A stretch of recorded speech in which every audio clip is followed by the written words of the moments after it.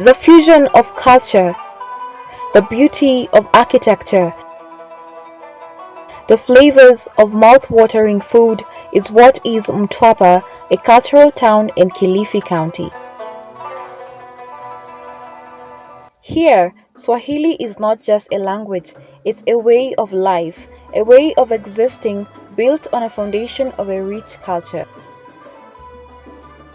Jumba la Mtwana is an essential part of the Mtwapa Swahili culture, having been a landmark area in the intermingling of the Arab traders and the natives of Mtwapa. Jumba la Mtwana is a historical and archaeological site on the coast of the Indian Ocean of Kenya. Situated close to the Mtwapa Creek in Kilifi County, north of Mombasa, the ancient stone town was gazetted in 1982 as a national monument legally protected under Antiquities and Monuments Act. So when we are talking about Jumba la Mtwana basically means a large house of slaves. When you are talking about slavery in this place, it doesn't necessarily mean taking human beings as a trade commodity. It's taking human beings as a source of labor, specifically in this place.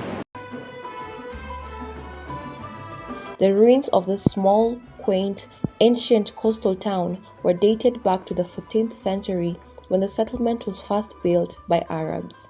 But how did this age-old town come to be?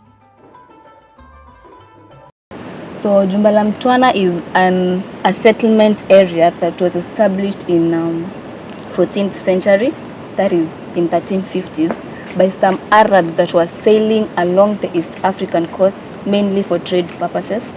Yeah, and this is not the first place that the Arabs settled. Probably there are other places that they settled in the coast.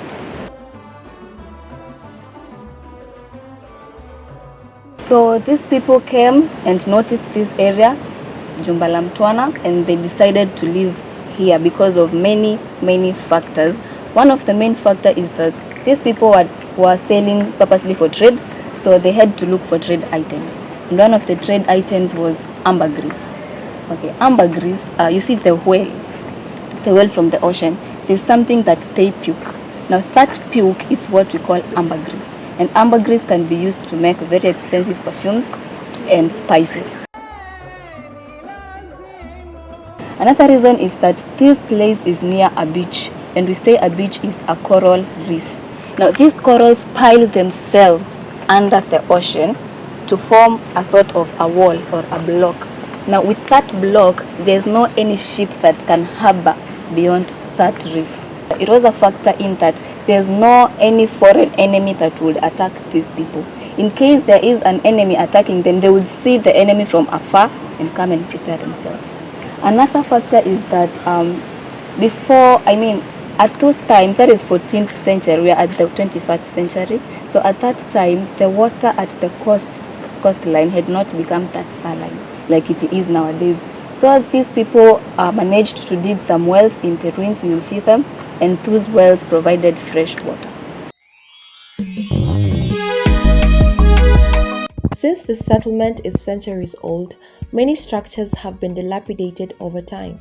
There are, however, some recognizable structures amongst these ruins. They have been named for easy identification depending on the remains found. So we have the House of the Cylinder. It's called House of Cylinder simply because it has the two cylinders over here. That was not the initial name from the Arabs. Actually, this was a toilet at that time. We have a pit latrine over here. Yeah. And so as we know, Arabs, most of them are Muslims. And Muslims don't use toiletries, things like tissues and stuff. So in that cistern, that is where they used to put water. And then after they finish their work over there, they come and squat on these two pillars and then clean themselves. They scoop water from that cistern and then wash themselves. And now we have the House of Kitchen. It's simply called the House of Kitchen because in this place, this is where excavation was done in 1972 by a man called James Kirkman. He's an Englishman, but he used to live in Zanzibar. Now, after they did their excavation in this place, they found remains of pots and remains of Chinese porcelains. And they concluded that this place might have been a kitchen at that time. That's why we call it the house of kitchen. This is the house of many doors, simply called house of many doors because it has many doors, as you can see. This one, we have another one there.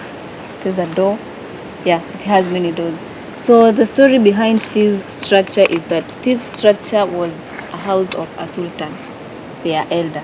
Now that is why we have its rooms bigger than the other rooms we've seen there. Yeah. And so if this house was a sultan's house, we have some other small rooms right there. That is where the sultan would enclose his slaves, from that small rooms there. Yeah, and the reason why he's enclosing them near him or near his house is to feel the sense of wealth.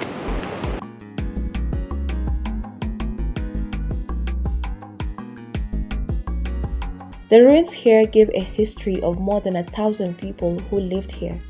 These people are believed to have been Muslim because of the presence of several mosques.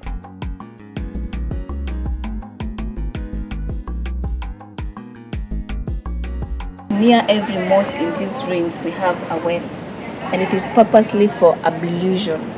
Ablution is, you see, Muslims, before they enter the mosque for prayers, they have to wash themselves, wash the feet, the hands, and the face. That is what we call ablution. So they fetch water from the well, and then probably there are assistants somewhere there, put the water there, and then, okay, in Swahili we call it kutawathi. So wanatawatha from that point, and then they enter the mosque. Now, when you look at this mosque, it's small in size, and that's why we call it a small mosque.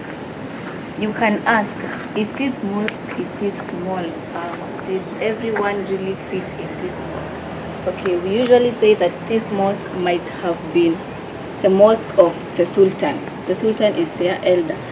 So this is where the sultan would come with his family and pray from this point.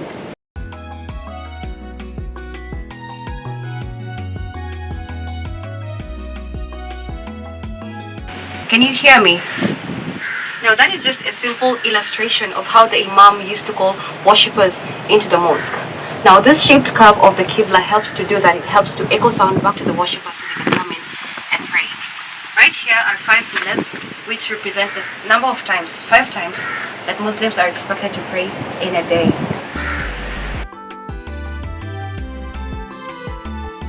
A few steps away from the public mosque is the graveyard. On this tombstone are words engraved in Arabic. So this is a tomb with an inscription, and the inscription is written in this tablet over here. It's written in Arabic. It has a lot of words with a lot of meaning, but we managed to get just a few words and translated it. So in English they simply say, every living soul shall experience death. Yeah, and then we have this hole here. We call it a hole. Yeah, we have this hole here. Muslims also believe in life after death, just like the Christians. So this hole simply signifies death. So for you to experience life after death, you have to live first, then die, and now experience life after death. That is here in the graveyard. Yeah. Not only is Jumba la Mtwana a historical place, it is also a scenic tourist destination. From the antiquity of the artifacts in the gallery to the jolly sounds of the ocean waves down south, this ruined village stretches for about 300 meters along the shores of Indian Ocean. But that is not all that sets it apart. The wide range of exotic and indigenous tree species are not just a sight for voyagers' sore eyes. They have infinite uses, including medicinal purposes for the locals here.